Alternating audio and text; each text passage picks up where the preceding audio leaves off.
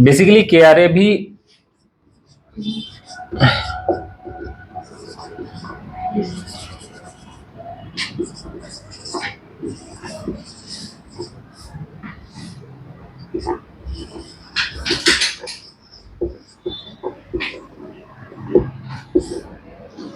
की responsible areas, again वही, जिस भी डिपार्टमेंट में जिस पर्टिकुलर काम के लिए आपको हायर किया गया है, आपकी रिस्पॉन्सिबिलिटीज क्या क्या है, क्या दायरा है आपकी रिस्पॉन्सिबिलिटीज का, एग्जैक्टली आपको क्या क्या काम करना है।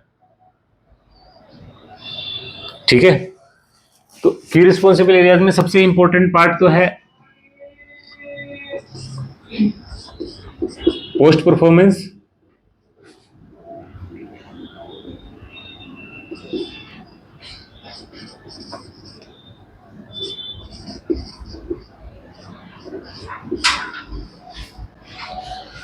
आपकी जो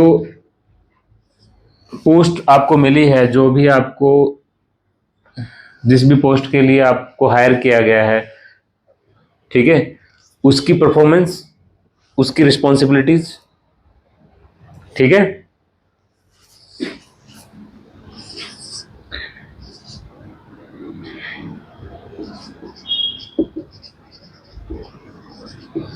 एनवायरमेंट या डेकोरम, ऑफिस डेकोरम,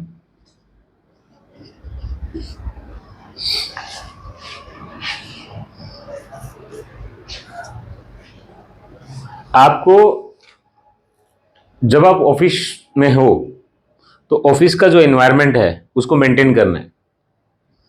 एक डेकोरम होती है, एक रिदम होती है काम करने की चीजों को, उसको आपने मैनेज करना है, आपने उसके साथ घुल मिल के काम करना है, डिस्टरबेंस नहीं होनी चाहिए, अनवांटेड एक्टिविटीज नहीं होनी चाहिए किसी भी तरह की। आपको फ्री टाइम जब मिलता है, लंच टाइम है, ब्रेक, टी ब्रेक्स हैं, उस समय आप अपनी जो बचपना है वो निकाल सकते हो, but not every time.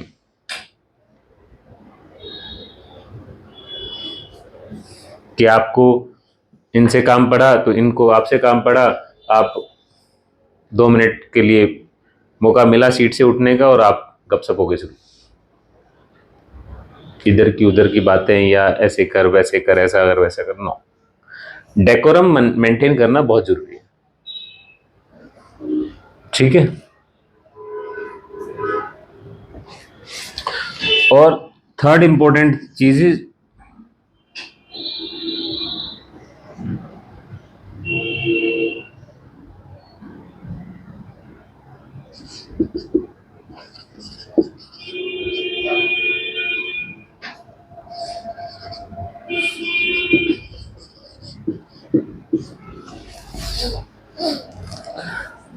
Fight for rights. ठीक है, जब आपकी रिस्पॉन्सिबिलिटी डिसाइडेड है, ठीक है, तो उन रिस्पॉन्सिबिलिटीज को निभाने के लिए आपको कुछ राइट्स, कुछ अथॉरिटीज भी दी होंगी। ठीक है, तो उन अथॉरिटीज का इंप्लीमेंटेशन प्रॉपर तरीके से हो, यह आपने सुनिश्चित करना है। आपको अपने काम को करने के लिए जो भी अथॉरिटीज दी गई हैं, जो भी राइट्स दिए गए हैं, उन राइट्स में का इंप्लीमेंटेशन प्रॉपर तरीके से हो, उनमें उनको निभाने में कोई, उन रिस्पॉन्सिबिलिटीज को पूरा करने में कोई बाधा ना आए। ठीक है, इस चीज का आपने ध्यान रखना है।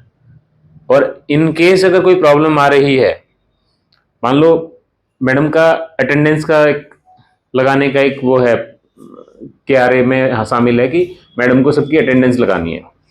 ठीक है, और सबको इन्फॉर्म किया गया है कि 6:30 से लेके 6:45 के बीच में आप शाम को अपना टाइमलाइन शेयर करेंगे। कोई 6:25 पे कर रहा है, कोई 6:50 पे कर रहा है। वो 15 मिनट का टाइम फ्रेम क्यों दिया गया है?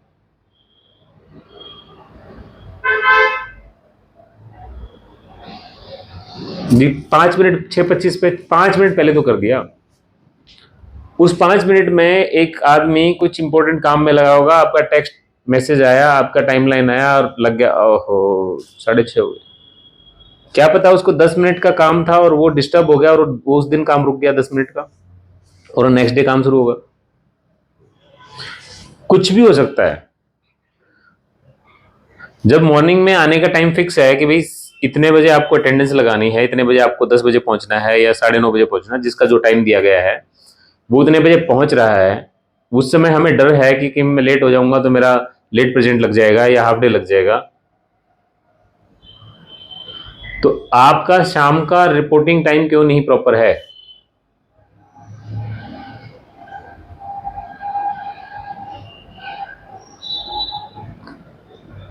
अगर कोई एक आदमी भी गड़बड़ कर रहा है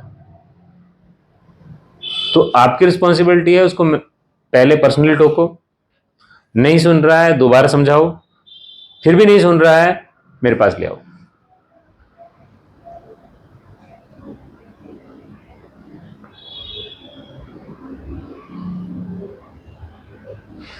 उनतीस पे भी भेजना नहीं है और 46 पे भी नहीं भेजना है। 6:30 to 6:45 फिक्स टाइम। 15 मिनट का स्पेंड इसलिए दिया गया है, बाई चांस 10-5 मिनट किसी काम में लगे हो, भूल जाओ तो याद आ जाए, 15 मिनट सफिशिएंट टाइम है। और 6:45 इसलिए कि 6:45 तक सबकी रिपोर्टिंग आ जाएगी, तो शाम को अटेंडेंस रजिस्टर में अटेंडेंस लगनी है। हमारे यहाँ टाइमलाइन को देख के ही अटेंडेंस लगाने का सिस्टम है, तो वो बचे हुए 15 मिनट में अटेंडेंस का काम कंप्लीट हो जाए और आदमी अपना टाइम से घर चला जाए। तो अगर आप अपना काम डिले से करते हैं तो बंदा आपके लिए वेट करता रहे। आपका परफॉर्मेंस पॉइंट भी आपका डेली आने से, जो सुबह आते हैं हम लोग, उससे लिंक्ड होता है। अगर आप लेट हो तो परफॉर्मेंस, आपने जो भी काम किया होगा आपको परफॉर्मेंस पॉइंट नहीं मिलेगा। अब आप काम तो करके चले गए लेकिन टाइमलाइन शेयर करना भूल गई। टाइमलाइन आपने 7 बजे शेयर की, उस समय पता चला सुबह तो आप लेट थे, काम तो पूरा किया आपने बट लेट थे, बट उसकी वजह से परफॉर्मेंस पॉइंट नहीं मिलता। आपके चक्कर में अटेंडेंस लगाने वाले बंदे को 10-15 मिनट लेट बैठना पड़ रहा है। क्यों? आप ज्यादा खास हो, दूसरे को क्यों तकलीफ पहुंचानी? परसों से मैं जितनी बार ट्रेनिंग दे रहा हूं, समझा रहा हूं, वो यही समझा रहा हूं कि आपको खुद को इंप्रूव करना है, खुद के ऊपर फोकस करना है कि मेरा क्या काम है, मैं किस लिए यहां हूं, सिर्फ उसकी तरफ फोकस करना और किसी तरफ नहीं देखना।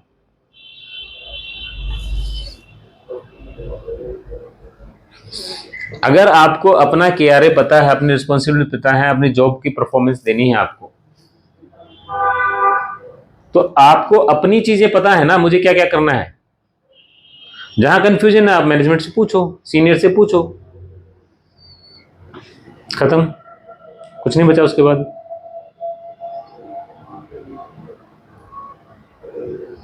क्लियर है? कोई कंफ्यूजन? की रिस्पॉन्सिबल एरियाज, पोस्ट की परफॉर्मेंस, जो भी आपको पोस्ट मिली है, जो भी आपको काम मिला है, जिस भी आप बैकएंड पे आए हो या आप मार्केटिंग में हो या आप टेलीकॉलिंग पे हो, जो भी काम आपका है उसकी रिस्पॉन्सिबिलिटीज, उसका एरियाज आपको पता है, आपके एग्रीमेंट में साइन है कि आपके क्या क्या काम है। चलो हम एक एग्रीमेंट से याद आ गया, एक चीज और कर लेते हैं कि हम भूल जाते हैं कि हमें क्या क्या क्या क्या। आपने जो बातें एग्रीमेंट में लिखित में साइन कर रखी हैं सिर्फ उतना निभा दो।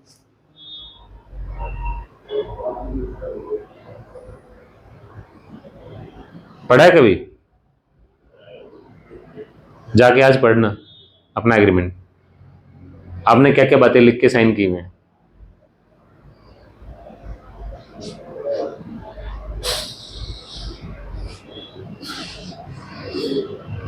एटलीस्ट उतना तो निभाओ,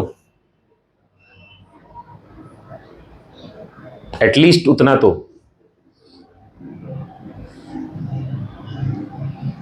ठीक है? की रिस्पॉन्सिबिलिटी एरियाज आपको क्लियरली होना, पता होना चाहिए कि मेरे क्या क्या रिस्पॉन्सिबिलिटी है। इन्वायरमेंट को मेंटेन करना है, डेकोरम को मेंटेन करना है,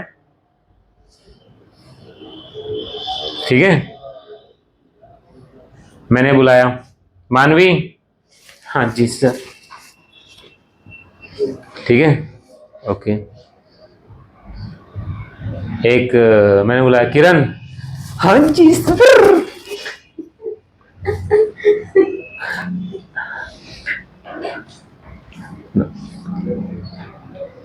मैं बैठा हूं, कोई बात नहीं, चल जाएगा, क्योंकि हम ऑफिस में हैं, एक परिवार की तरह रहते हैं।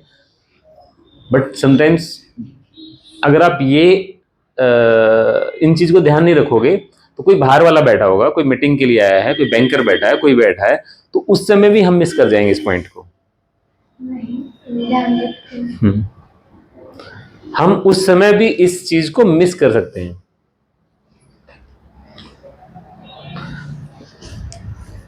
शालिनी, शालिनी, हाँ जी सर, बोलिए।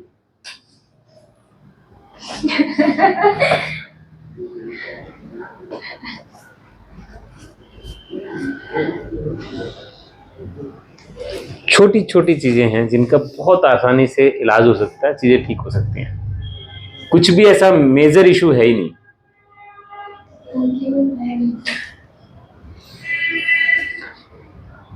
अंजलि, ये काम क्यों नहीं हुआ?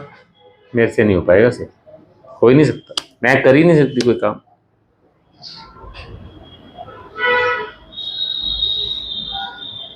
काम बताते ही सर मेरे से तो ही नहीं पाएगा, मैं कैसे कर दूंगी, मुझे समझ में नहीं आ रहा। एग्जैक्टली मैं समझना नहीं चाह रही, दूसरे शब्दों में ये कहना चाहती है। छोटी छोटी छोटी छोटी बेसिक सी चीजें हैं, सुधारना है।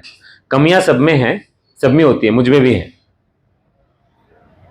लेकिन हमें जब जैसे किसी चीज का पता लगता है कि यार ये कमी है अपने अंदर, तो उसको इमीडिएटली उसको सुधारने की कोशिश करनी है, ठीक है ना।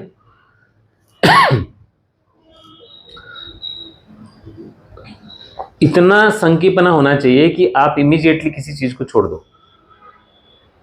द मोमेंट यू रियलाइज कि ये चीज ठीक नहीं है, इमीडिएटली छोड़ दो, इतना संकी होना चाहिए। और द मोमेंट ये पता चले कि यही सबसे ठीक है, फिर जो मर्जी हो जाए उसको छोड़ना है। छोड़ना नहीं है, छोड़ना नहीं है, छोड़ो ना, छोड़ना नहीं। अगर हमें पता चल गया कि ये चीज सही है, तो फिर जो मर्जी हो जाए उसको नहीं छोड़ना। अंजलि की तरह कंफ्यूजन नहीं रहना हमेशा, करूं ना करूं, क्या करूं, कैसे करूं।